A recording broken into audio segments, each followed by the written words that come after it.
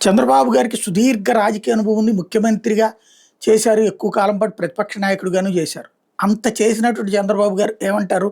నాకు మొత్తం పారిశ్రామికవేత్తలు తెలుసు. మనం ఉంటే ఆటోమేటిక్‌గా వచ్చేస్తే హైదరాబాద్ నేనే తయారు చేశాను. నేను అనేక సార్లు చెప్పా.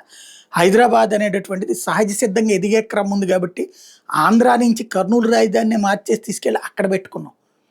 అదే చంద్రబాబు నాయుడు ఇంకొక ఊరిని డెవలప్ చేయలేకపోయారు ఆంధ్రాలో గాని, అదే తెలంగాణలో గాని. అదే సందర్భంలో ఇప్పుడు అమరావతి కూడా ఇప్పుడు ఆరంభ దశలో ఉంది. ఇది ఎప్పటికి పికప్ అవుతుందో తెలీదు. విశాఖపట్నాన్ని గనక మనం పికప్ చేసుకునుంటే సక్సెస్‌ఫుల్‌గా నడిచి ఉండేది.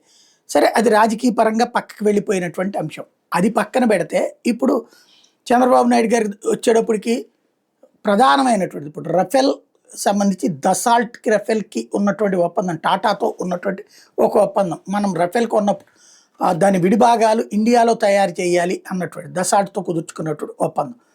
దసాల్ట్ అనే సంస్థ రఫేల్ విమానాలు తయారు చేసేటటువంటిది. ఇండియాలో ఏదో ఒక కంపెనీతో టైఅప్ అవ్వాలంట. అప్పట్లో అంబానీ ఇదని చెప్పుకొచ్చారు. లేదు, ఎవరితోనైనా చేయించన్నారు. ఇప్పుడు టాటా ఆ ఫ్యాక్టరీని, రఫేల్ విడిభాగాల తయారీ సంస్థని హైదరాబాద్‌లో పెడుతోంది.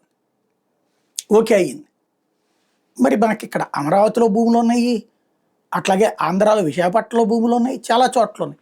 ఇంకోటి మొన్న ఈ మధ్యనే టాటా వాళ్ళు ఇక్కడ ఏదో ఆంధ్రాలో ఓ స్కిల్ డెవలప్మెంట్ సెంటర్ పెడతారని చెప్పేసి కూడా చెప్పుకొచ్చారు. మరి ఇది ఎందుకు సాధించలేకపోయామో తెలియదు ఆంధ్ర. బట్ మన 2 తెలుగు రాష్ట్రాల్లో ఎక్కడో ఒక చోటకి వస్తున్నందుకు సంతోషించాలి.